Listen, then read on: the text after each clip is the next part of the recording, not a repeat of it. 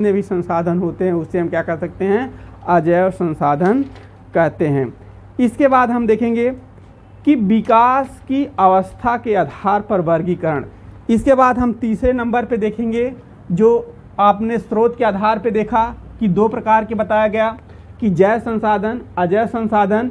इस तरह से हम देखेंगे जो है संसाधनों का वर्गीकरण। आप देखेंगे कि जो विकास की अवस्था के आधार पर जो इसका वर्गीकरण होता है, आप देखेंगे विकास की अवस्था के आधार पर वर्गीकरण, विकास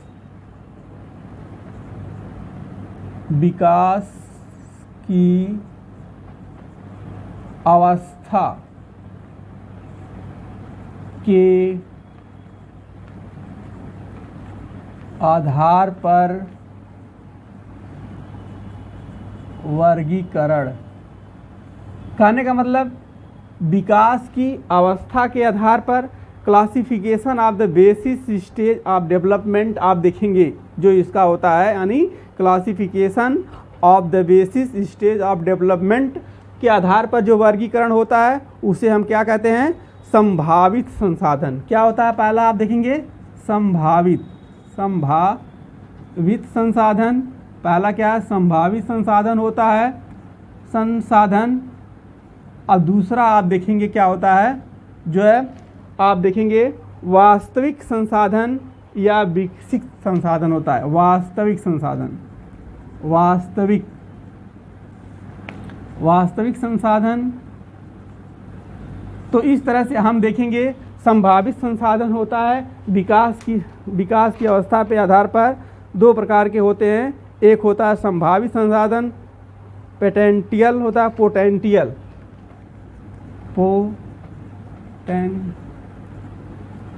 रिसोर्सेज। दूसरा आप देखेंगे रियल रिसोर्सेज।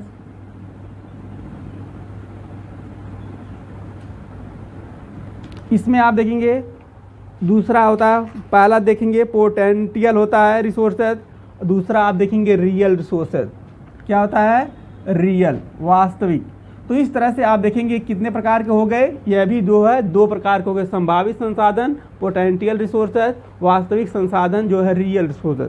कि अब इसमें देखिए कि वे संसाधन जो एक क्षेत्र में मिलते हैं, इसमें आप देखेंगे इसके बारे में हम पढ़ेंगे कि संभावित संसाधन को हम पढ़ेंगे कि मतलब किसे कहते हैं, कि वे संसाधन आप देखेंगे कि वे संसाधन जो एक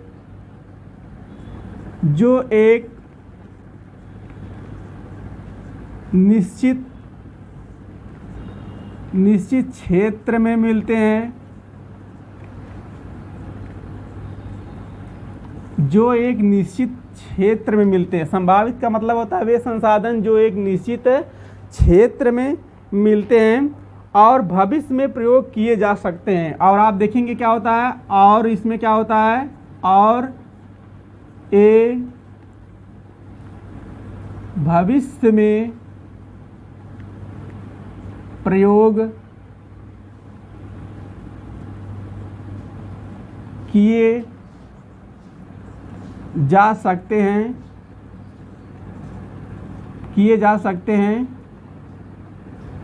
उसे हम क्या कह सकते हैं, संभावित संसाधन।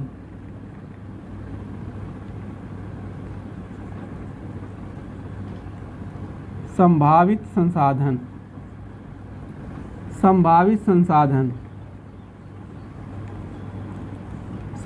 संसाधन कहते हैं मतलब कि वे संसाधन जो एक निश्चित क्षेत्र में होता है और या भविष्य में इसका हम प्रयोग कर सकते हैं, इसे हम क्या कह सकते हैं, संभावित संसाधन कहलाते हैं। नदियों में जल विद्युत शक्ति बनाने की संभावना, जैसे आप देखेंगे, जैसे कह सकते हैं नदियों में जल विद्युत शक्ति बनाने की योजना। कहने का मतलब जैसे अगर हम बिजली पैदा करने के लिए हम एक ऐसे निश्चित क्षेत्र में जल विद्युत का निर्माण करते हैं, बांध बना करके उसका एक प्रयोग करके जल विद्युत बनाएंगे, तो वह एक निश्चित क्षेत्र होगा और इसका प्रयोग भविष्य में हो सकता है। इस कारण से इस संसाधन को हम संभावित संसाधन कह सकते हैं। तो इस तरह से आपने देखा कि संभावित संसाधन आपको समझ में आ गया होगा।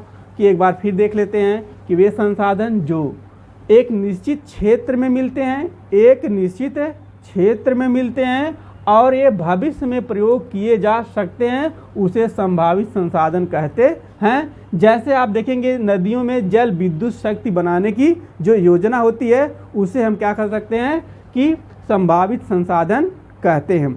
इसके बाद हम दूसरा देखेंगे कि इस तरह से दूसरा आगे देखेंगे कि एक होता है विकास के आधार पे आप वर्गीकरण जो होगा वह एक होता है एक वास्तविक संसाधन होता है। एक देखेंगे दूसरे नंबर पे जो देखेंगे वास्तविक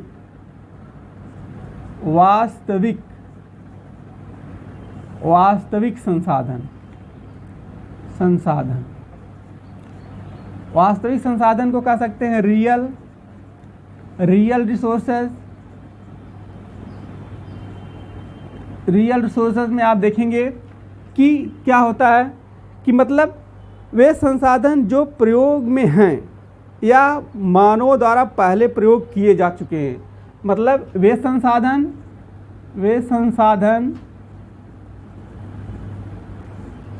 जो प्रयोग में हैं या मानवों द्वारा इसका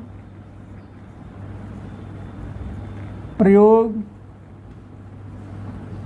किया जा चुका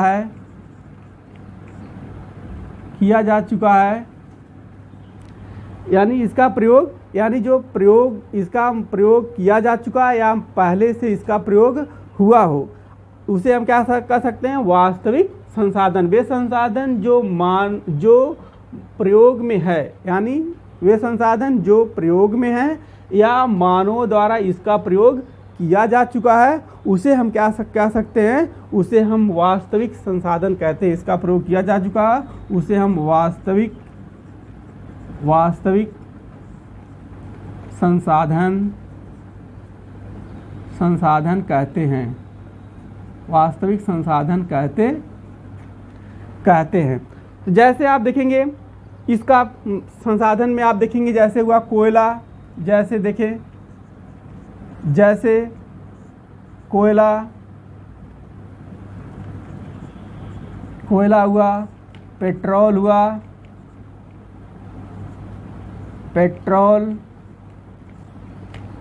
कोयला, पेट्रोल, आप देखेंगे यूरेनियम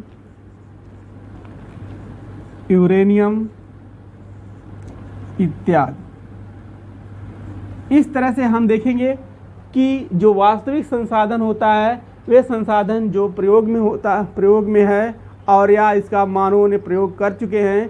तो इस तरह से जो संसाधन होते हैं उसे हम क्या कह सकते हैं वास्तविक संसाधन कहते हैं। जैसे कोयला, पेट्रोल, यूरेनियम का प्रयोग आज भी हो भी रहा है, इसका मनुष्य प्रयोग कर भी चुके हैं। तो इस तरह से आप देखेंगे यह हमारे जितने संसाधन हैं, हमने आपको संसाधनों के बारे में पढ़ाया कि निरंतर उपलब्धता के आधार पर संसाधन कितने प्रकार के होते हैं। 2 प्रकार के होते हैं, एक नवीकरणीय संसाधन होता है, एक अनवीकरणीय संसाधन होता है। इसके बाद हमने आपको स्रोत के आधार पे बताया कि जो संसाधन कितने प्रकार के होते हैं। स्रोत के आधार पे हमने बताया आपको जैव संसाधन होता है, जो बायोलॉजिकल जो रिसोर्सेज होता है। उसके बाद आपको अजैव संसाधन बताया जो एबायोटिक रिसोर्सेज होता है। इसके बाद हमने आपको तीसरा बताया जो विकास की अवस्था के आधार पर जो इसका वर्गीकरण आपको बताया, एक संभावित संसाधन होता है, एक वास्तविक संसाधन होता है। इस तरह से हमने आज तीन संसाधन आपको बता दिए हैं। इस प्रकार हम आगे आपको जो है एक संसाधन और बताने का प्रयास करेंगे। जो उपयोगिता के आधार पर संसाधनों का वर्गीकरण किया गया है। तो आप देखेंगे जैसे उपयोगिता के आधार पर संसाधनों का वर्गीकरण, तो इस तरह से जैसे देखेंगे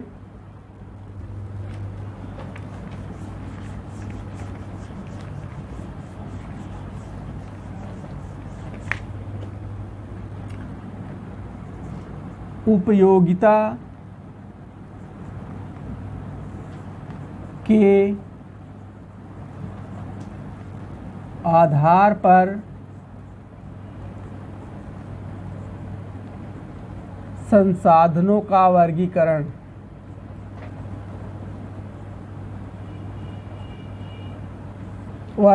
आप देखेंगे, इसमें आप देखेंगे उपयोगिता प्राकृतिक वातावरण में कुछ वस्तुएं ऐसी होती हैं जिन्हें आप देखेंगे हम सीधे प्रयोग करते हैं। मतलब उपयोगिता के आधार पर संसाधनों का वर्गीकरण में आप देखेंगे कह सकते हैं कि जैसे हम कुछ प्रकृति के द्वारा जितनी भी वस्तुएं होती हैं वह मानव किसी न किसी रूप में उसको सीधे प्रयोग करता है और अपनी आवश्यकताओं को अनुरूप वह उसी प्रकार उसको ढालता है, उसे हम कहते हैं उपयोगिता की वस्तुएं होती हैं। उसे उपयोगिता के आधार पर संसाधनों का वर्गीकरण किया गया है। जैसे आप देखेंगे इसमें होता है कृषि संसाधन, पहला आप देखेंगे इसमें क्या है कृषि संसाधन, दूसरा आप देखेंगे जो है पशु संसाधन,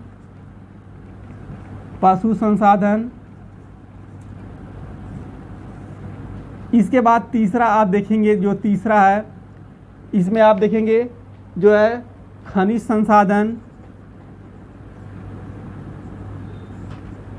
संसाधन हो गया, और चौथे नंबर पे आप देखेंगे जो है खनिज संसाधन, पशु संसाधन, इस तरह से आप देखेंगे ऊर्जा संसाधन।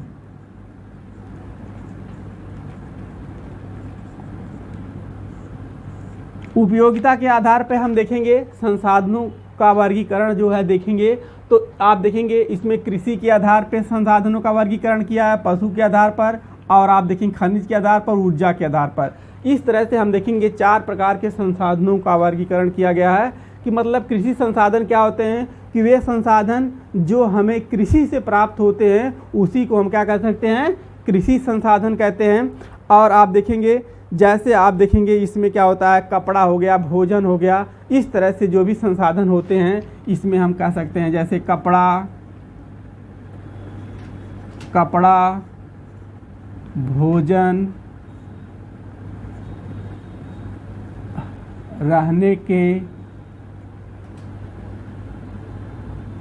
रहने के लिए शरण। तो इस तरह से हमें देखेंगे भोजन, कपड़ा, रहने के लिए शरण हमें कृषि संसाधन से प्राप्त होता है। अर्थात कृषि संसाधन उसे कहते हैं जो हमें कृषि से प्राप्त होता है। कपड़ा, जैसे आप देखेंगे हम कृषि करते हैं, कपास की खेती करते हैं, उसे रुई प्राप्त होती है, रुई प्राप्त होने के बाद हम जो है कपड़ा बनाते हैं। भोजन के लिए हम आप अनेक प्रकार के खेती, गेहूँ, चावल, जो भी आलू से लेकर सभी भोजन कृषि से प्राप्त करते हैं। इसी हम कह सकते हैं उपयोगिता के आधार पर इसे कृषि संसाधन कहते हैं।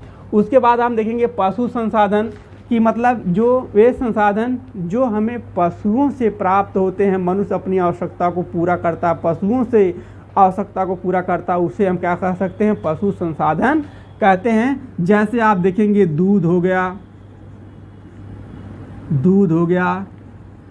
दही हो गया, मांस हो गया, चमड़ा हो गया। इस तरह से आप देखेंगे जो हमें पशुओं से प्राप्त होते हैं वे संसाधन कहलाते हैं, पशु संसाधन कहलाते हैं। और खनिज संसाधन किसे कहते हैं? जो वे संसाधन जो हमें पृथ्वी के अंदर से खनन के द्वारा प्राप्त होते हैं उसे हम क्या कह सकते हैं खनिज संसाधन कहते हैं। और इनसे मनुष्य की आवश्यकता पूरा होती है। जैसे आप देख लीजिए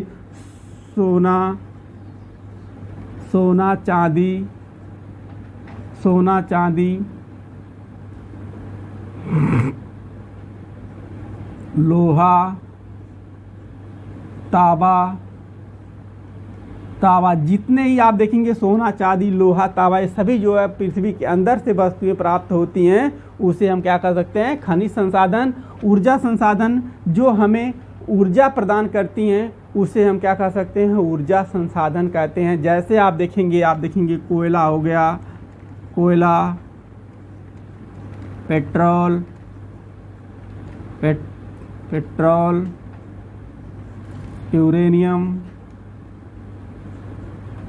यूरेनियम। तो इस तरह से जितने भी संसाधन आप देखेंगे कि ये संसाधन जो होते हैं यह हमें उपयोगिता के आधार पर होते हैं। यह आपने देखा कि 4 प्रकार के होते हैं। कृषि संसाधन होते हैं, पशु संसाधन, खनिज संसाधन, ऊर्जा संसाधन, जिससे हमें पशु से कपड़ा, भोजन रहने सारे, कृषि संसाधन से हमको कपड़ा, भोजन, रहने के लिए शरण मिलती है। पशु संसाधन से दूध, दही, मांस मतलब चमड़ा, जो भी हमें उपयोगिता के आधार पर हम उसका उपयोग करते हैं। खनिज संसाधन सोना, चांदी, लोहा, तांबा इत्यादि हम खनन के द्वारा जो प्राप्त करते हैं, मनुष्य की आवश्यकता को पूरा करते हैं। इस तरह से ये हमने संसाधनों के बारे में पढ़ा। तो इस तरह से आज के लिए इतना ही, और अगला वीडियो जो है नेक्स्ट डे में बनाएंगे। तो इस तरह से आपको, मुझे आशा है कि आप लोग इसे समझ लिए होंगे और इसको सही से देख करके और सही से समझने का प्रयास करेंगे। धन्यवाद।